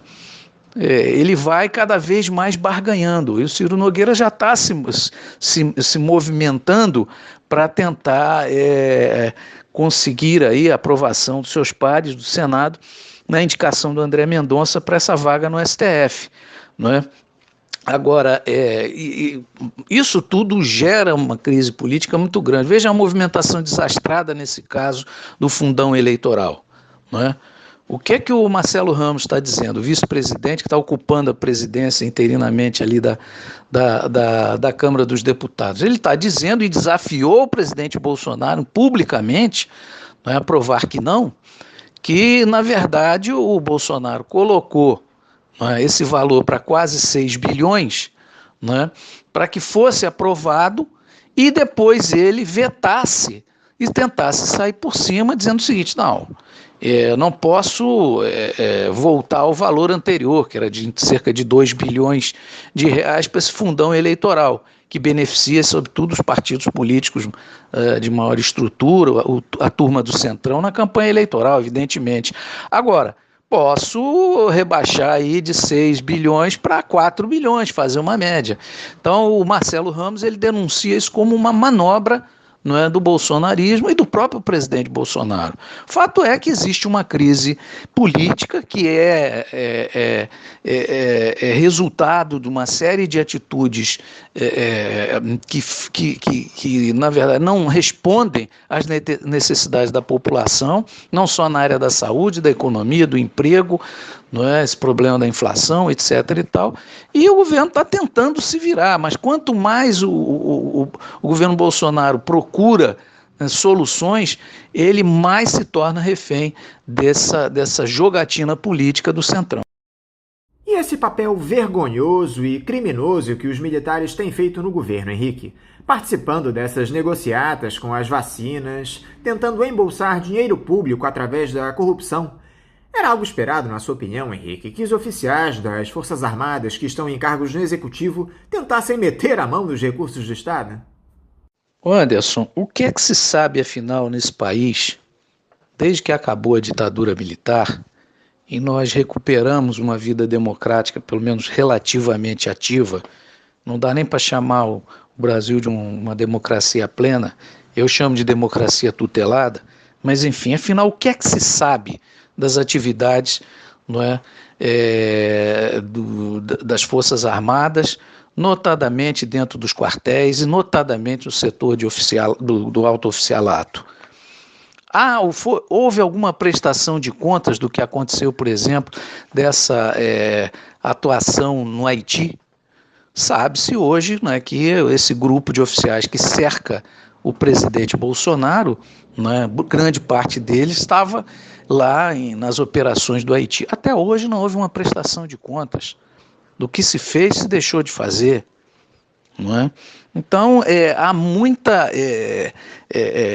coisa obscura envolvendo a atividade das Forças Armadas. Qual é, afinal, a transparência disso? Até gastos com produção de hidroxicloroquina estão envolvidos nessa história toda. E até agora não se presta contas disso. Então, na verdade, o que se passa é que a sociedade brasileira, uma parte mais conservadora da sociedade brasileira, alimenta esse fetiche da farda, como se ser militar significa ser correto, antes de tudo, ser contra, não ter nenhum envolvimento com atividades escusas, com corrupção, e outras coisas mais. O que na verdade, é um mito isso, na verdade, isso é um fetiche da farda, dessa gente aí mais conservadora e tudo mais. Vamos dar um exemplo. O Elcio Franco, eu já tinha falado aqui na pergunta anterior, o Elcio Franco já era uma figura carimbada em Roraima. Ele e o Pazuello esteve lá como secretário de Fazenda, indicado. Veja, houve uma intervenção no governo de Roraima na época do governo Temer. Ele foi indicado para ser secretário de Fazenda, e é bom lembrar que ele tem família com interesses bastante estranhos na grilagem de terra, na região do Amazonas e tudo mais, e outras atividades um tanto quanto pouco esclarecidas. Esse é o general Pazuello. Estava lá também e foi indicado como secretário de Saúde o senhor Elcio Franco nessa época, e continuou agora alguns meses à frente da pasta da Saúde, até que foi descoberto um escândalo envolvendo a compra de medicamentos, 45 milhões, na Secretaria de Saúde de Roraima. Essa turma forma aí o que eles chamam de núcleo de Roraima, nessa história da saúde.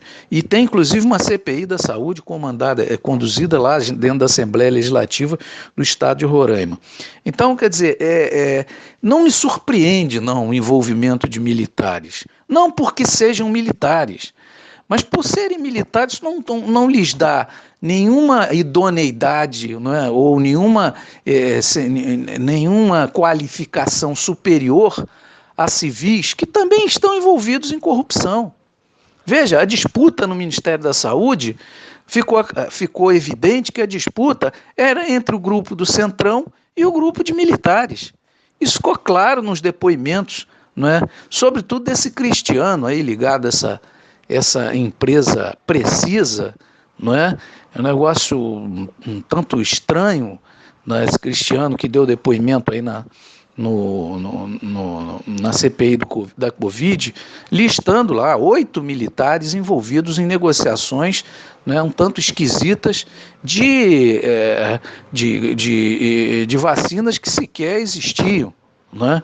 Sequer essas empresas têm realmente, de fato, uma ligação com os laboratórios que produzem vacina. Então, isso não me surpreende. Não é por ser militar que será ou de alta patente das Forças Armadas que é corrupto. Não é isso que eu estou querendo dizer. Mas a corrupção está em todos os segmentos da sociedade brasileira, sobretudo os altos estamentos, onde rola a grana pesada. E em Brasília, né? Ora, um governo que negocia com o Centrão, que hoje é refém do Centrão, não é? Que nunca foi flor que se cheire, não é? Poderia ter outro tipo de atitude. Militares que estão sob suspeição já de algum tempo de atividades que não prestam contas, não é? Lá no estado de Roraima, poderia dar em alguma outra coisa? Eu acho que a gente precisa romper com esse fetiche da farda definitivamente e jogar luz sobre as atividades das Forças Armadas. Isso deve interessar, inclusive, não é, aqueles militares que têm uma atitude honesta, que querem cumprir a sua missão, não é, como servidores públicos que são, antes de tudo, não é, a serviço da sociedade brasileira. É preciso ter transparência nos quartéis, não é?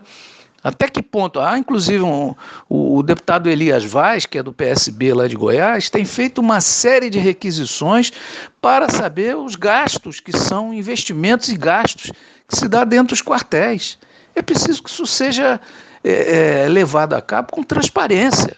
Ou alguém desconhece as histórias de utilização de soldados para limpar a casa de oficiais, para ser motorista de oficial?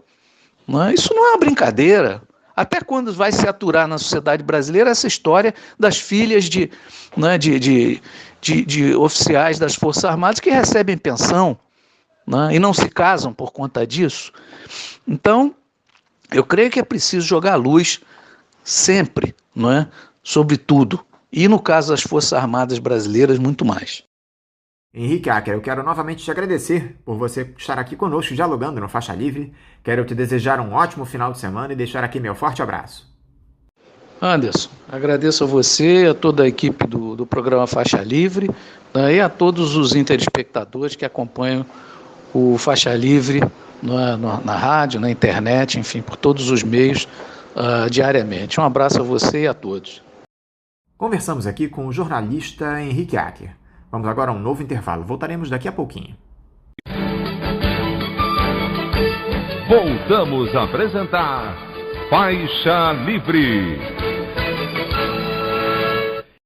Já voltamos, ouvintes, e agora eu saúdo a professora da Escola de Serviço Social da Universidade Federal Fluminense, a UF, Eblin Farage.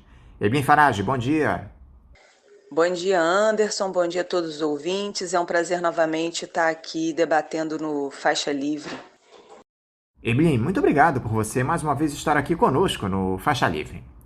Eblin, amanhã nós teremos mais um dos atos pelo Fora Bolsonaro que tem tomado o país nos últimos meses e ampliado a pressão pela saída do presidente da República do cargo. Aqui no Rio, a concentração se dará mais uma vez em frente ao monumento Zumbi dos Palmares, no centro, a partir das 10 da manhã. Diante de todos esses escândalos de corrupção que têm aparecido no governo, Eblin, Qual é a importância desse tipo de manifestação popular pelo impeachment desse sujeito absolutamente inepto que ocupa o Palácio do Planalto? As manifestações que começaram no dia 29 de maio, de forma mais incisiva, né, nas ruas, com ocupação de rua, com manifestações mais ampliadas, elas têm que ser lidas por nós de uma maneira muito positiva, né? Mesmo sabendo dos riscos que ir para as ruas, né, no sentido de que, de alguma forma, há uma junção de pessoas no mesmo local. A ida às ruas demonstrou que a absoluta insatisfação e impossibilidade de continuidade desse governo sem uma reação mais forte da classe trabalhadora, né? Então, tanto maio quanto junho, e agora a gente espera que seja também nessa manifestação de amanhã, um momento forte de dizer não a esse conjunto de retrocessos que nós estamos vivendo, né? E também uma maneira de dialogar de forma mais ampla com aqueles segmentos da classe trabalhadora que, inclusive, ainda tinham algum apoio ao governo e que, diante de tudo que a CPI da Covid tem demonstrado, né, diante das contínuas ações de desprezo do presidente pela vida, pelas necessidades básicas da classe trabalhadora, né, passaram a ter uma avaliação negativa desse governo, né?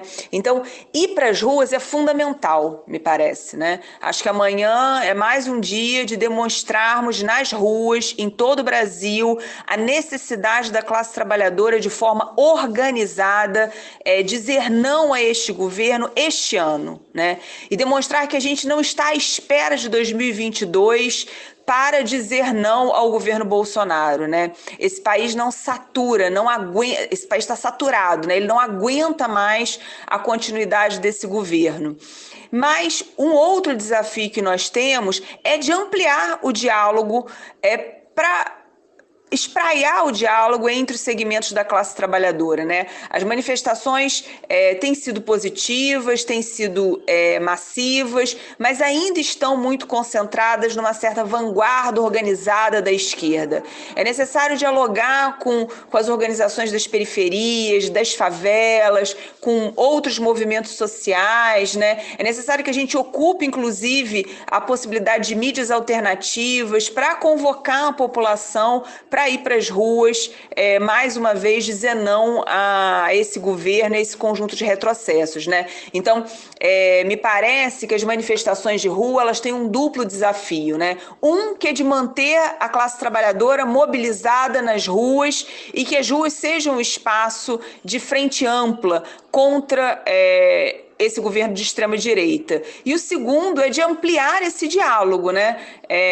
Para que mais segmentos dos trabalhadores, mais organizações, mais entidades assumam uma postura refratária, contrária ao governo do Jair Bolsonaro. Muito se comenta, Eblin, sobre a amplitude dessas manifestações no que diz respeito ao espectro ideológico. Há quem diga que deve ser construída uma frente democrática com vistas a derrubar o senhor Jair Bolsonaro. Já outros apostam na força do campo progressista, sem arranjos com os ultraliberais que se opõem ao ex-capitão. Como é que você observa esse dilema, Eblin? Vale tudo nesse momento para se derrubar o Bolsonaro, até eventuais alianças de ocasião com a direita? Então, Anderson, me parece que esse dilema de com quem fazer frente, com quem se juntar nesse momento grave que o país vive, né? Ele nos exige pensar se juntar aonde, né? Eu acho que a pergunta que antecede ao se juntar com quem, aonde nós nos juntamos com quem, né? E me parece que a rua é o espaço adequado para a gente se juntar com todos aqueles e aquelas partidos, organizações e movimentos que hoje estejam contra o governo do Jair Bolsonaro. Então, nesse sentido, é importante, sim, amplas articulações para a ocupação das ruas, para a mobilização dos diferentes segmentos da classe trabalhadora, né? Uma mobilização que não se restringe apenas ao campo progressista, ao campo socialista da esquerda, mas uma organização de fato ampla entre todos aqueles e aquelas que consideram esse governo impossível de ter continuidade no Brasil. A outra coisa é pensar numa frente ampla eleitoral, né? E me parece que aí a gente tem que ter mais cuidado, né? Porque certamente partidos como o PSDB, né, alguns outros segmentos do chamado Centrão, ou alguns movimentos mais conservadores, nós podemos até ter uma aliança tática com eles no momento específico da luta e de enfrentamento ao governo, mas nas ruas, né? Construir um projeto estruturante com quem também implementa políticas e ações que retiram direitos da classe trabalhadora, me parece um equívoco. Esse equívoco uma parte da esquerda já fez, né? Já fez nos governos do PT, por exemplo. E nós vimos qual foi o resultado dessa aliança entre aqueles que têm interesses inconciliáveis, né? Me parece que é importante que a gente resgate que os interesses dos empresários ou daqueles que hegemonizam a política brasileira a favor do desenvolvimento capitalista, eles são absolutamente contraditórios com os interesses e as necessidades da classe trabalhadora. Então, me parece que construir projeto estruturante para o Brasil passa por construir alianças com o campo progressista. Mas nas ruas, né, nós temos que ir com todos aqueles. Sem nenhuma dúvida de que se hoje vão para a rua para derrubar o governo Bolsonaro, mas amanhã estiverem no poder, farão as mesmas contrarreformas, porque não há desacordo entre eles na pauta econômica. E isso é muito importante. Pode-se ter desacordos pontuais, né? E pode-se ter desacordos em outras pautas, mas na pauta econômica mais dura, não há desacordo entre o centrão, a extrema-direita.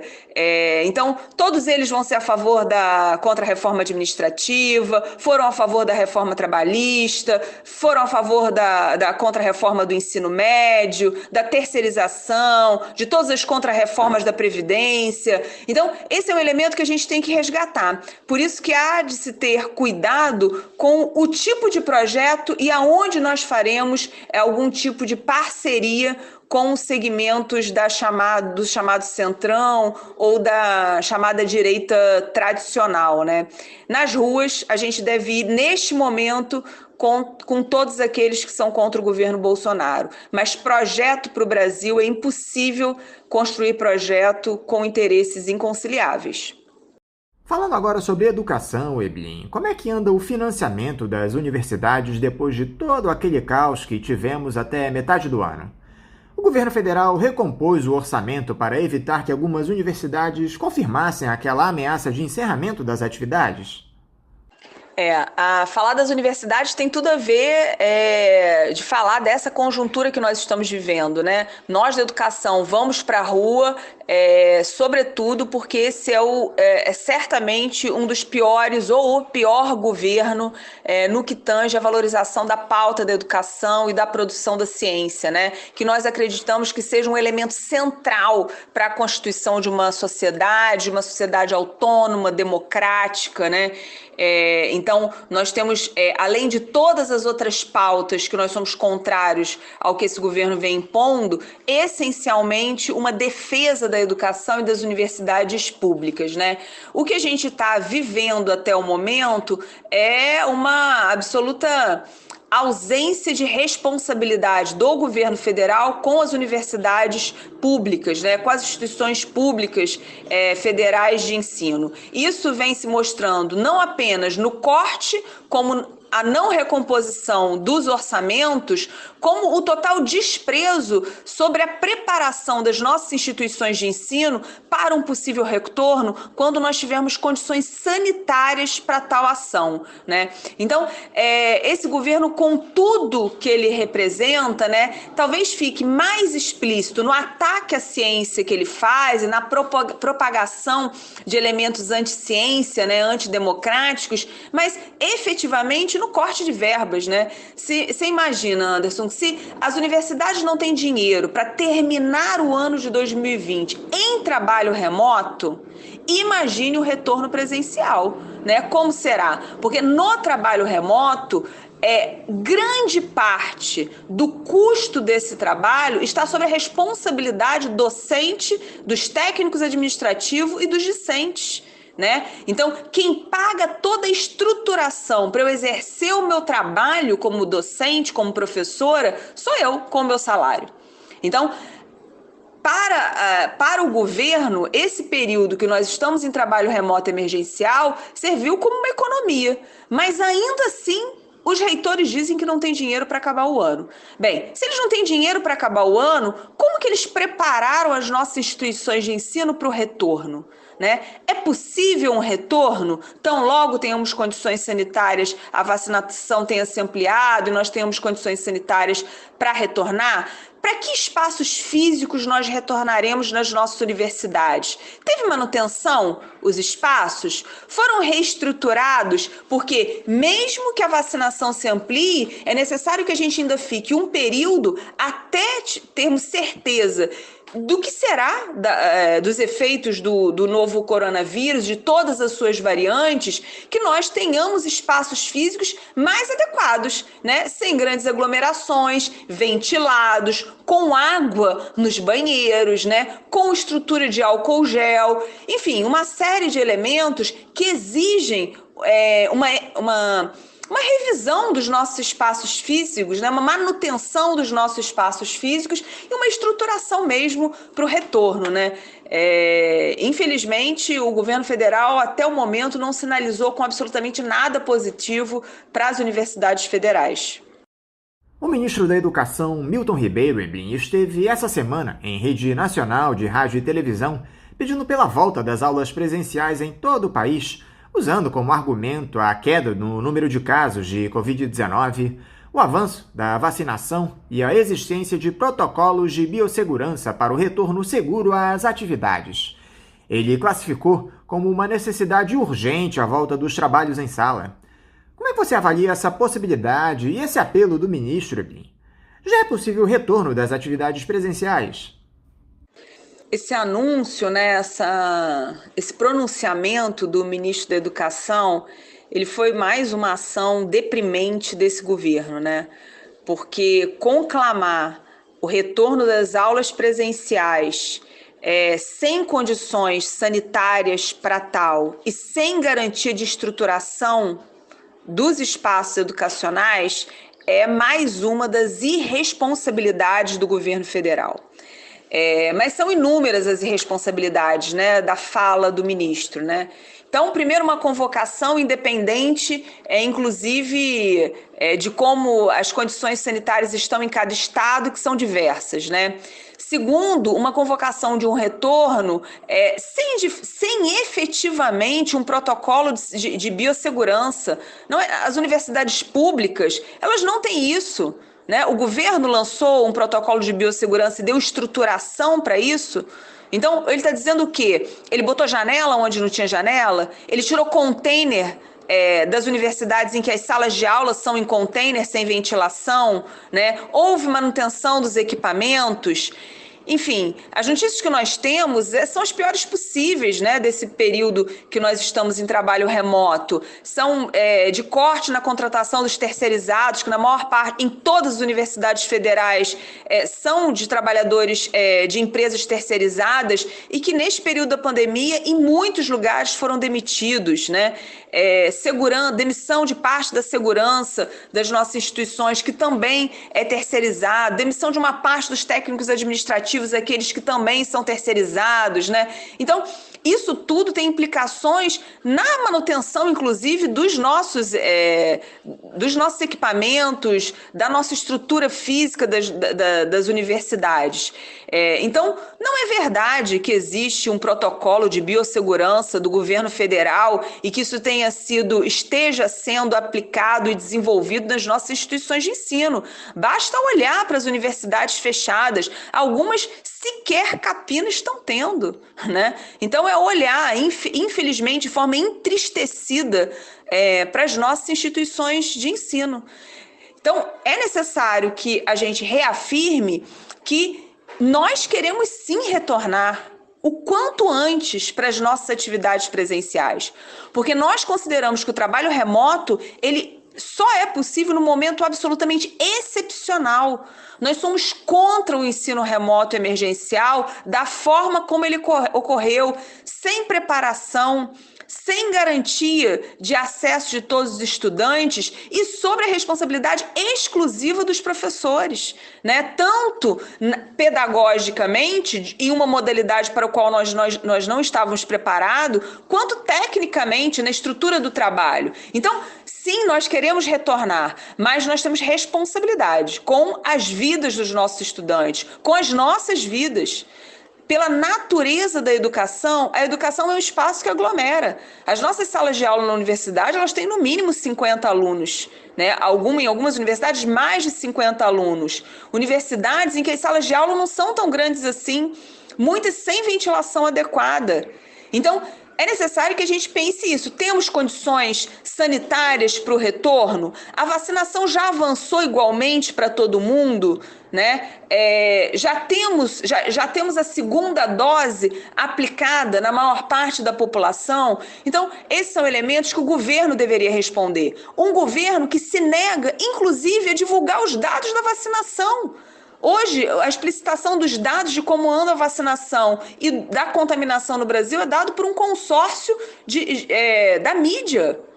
Então, como que esse governo quer que a gente volte se ele sequer mostra os dados da realidade, né? Então, esse apelo que o ministro fez foi uma maneira de tentar colocar a população contra os professores, de colocar a população contra a educação e ainda mais responsabilizou os poucos responsáveis, né, governos de estado e governos municipais, como se esses governos que fossem os responsáveis pelo não retorno presencial das atividades educacionais. Então, foi tudo errado, foi patético, no mínimo patético, se não fosse um projeto político genocida, né? Se esse ministro da Educação, né, também não fizesse parte desse projeto genocida que o governo Jair Bolsonaro está implementando nesse país. Então, nós temos que rechaçar qualquer possibilidade de nos obrigar a retornar sem condições.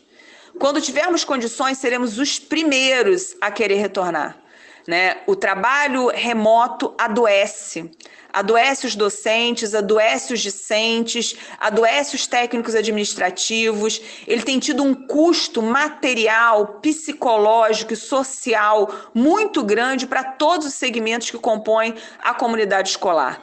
Então, certamente nós queremos retornar muito mais do que o governo federal, nós queremos o retorno presencial das atividades das nossas universidades públicas, mas isso tem que ser feito com responsabilidade, isso tem que ser feito com o levantamento real das nossas condições de retorno, com vacina para a maior parte da população.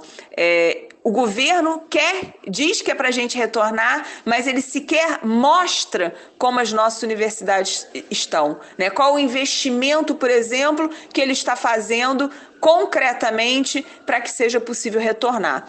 Então, nós repudiamos essa fala do ministro da Educação e é necessário que a gente converse com a população, com o conjunto da sociedade, de que o retorno presencial das aulas, que é fundamental, que nós defendemos enquanto forma estratégica do projeto educacional, do processo de ensino-aprendizagem que nós defendemos, ele só é possível quando a gente tiver condições sanitárias para isso. Eu quero encerrar, Eblin, te questionando a respeito dessa queda significativa do número de inscritos para prestarem o Exame Nacional do Ensino Médio, o Enem. Houve uma redução de 34% em relação ao do ano passado, com pouco mais de 4 milhões de estudantes se candidatando à prova. É o menor número de inscritos nos últimos 14 anos. O que levou a essa situação na sua avaliação, Eblin? Me parece que os números do Enem, eles demonstram algo que nós falamos desde o início da pandemia e que o governo fecha os olhos, né, e que o governo nega como um governo negacionista, né, anti-ciência, que é a constatação óbvia de que nós não estamos vivendo um momento considerado normal, né? Ao contrário, a gente vive um momento de absoluta excepcionalidade da vida em todas as suas dimensões. Essa excepcionalidade se dá porque nós tivemos que fazer um isolamento brusco e repentino, né? Tendo que readaptar e realocar as diferentes dimensões da nossa vida, porque a educação teve que passar a ser remota, o que certamente causa perdas ao processo de ensino-aprendizagem dos nossos estudantes, né? Porque nós temos mais de 500 mil pessoas mortas nesse país.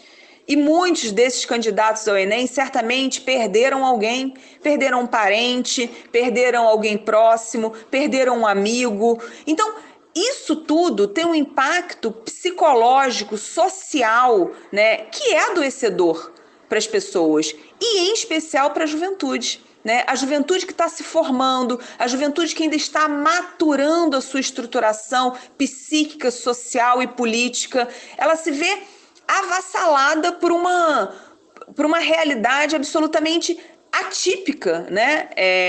Que foi o que a pandemia nos provocou e nos colocou nessa situação. Então, na minha avaliação, essa redução, ela expressa, né, essa dificuldade que a própria juventude está tendo de fingir que a vida está normal.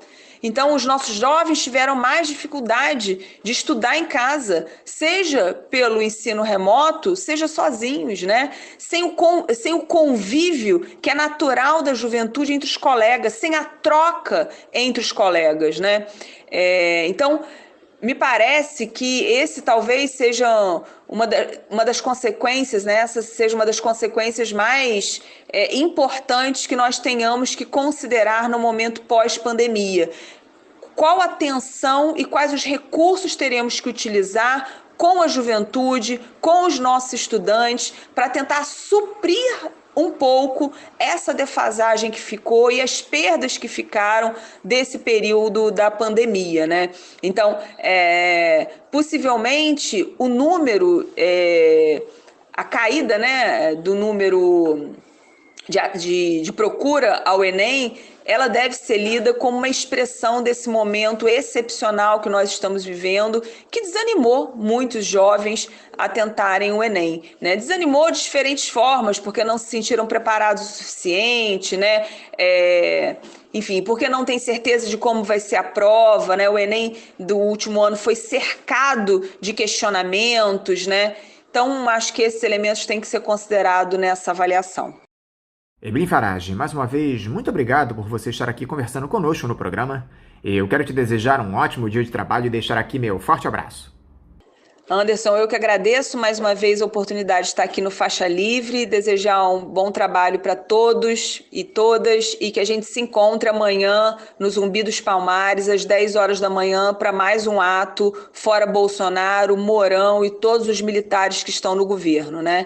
Que tenhamos sucesso e mais essa organização coletiva. Um abraço e saúde para todos. Conversamos aqui com a professora da Escola de Serviço Social da Universidade Federal Fluminense, a UF, Eblin Farage. Vamos encerrando agora a edição de hoje do programa Faixa Livre, convidando todos vocês para na próxima segunda-feira, a partir das 8 da manhã, estarem novamente aqui ligadinhos na Rádio Bandeirantes 1360 AM para mais uma edição do nosso programa. Um abraço a todos vocês, um bom final de semana e até segunda!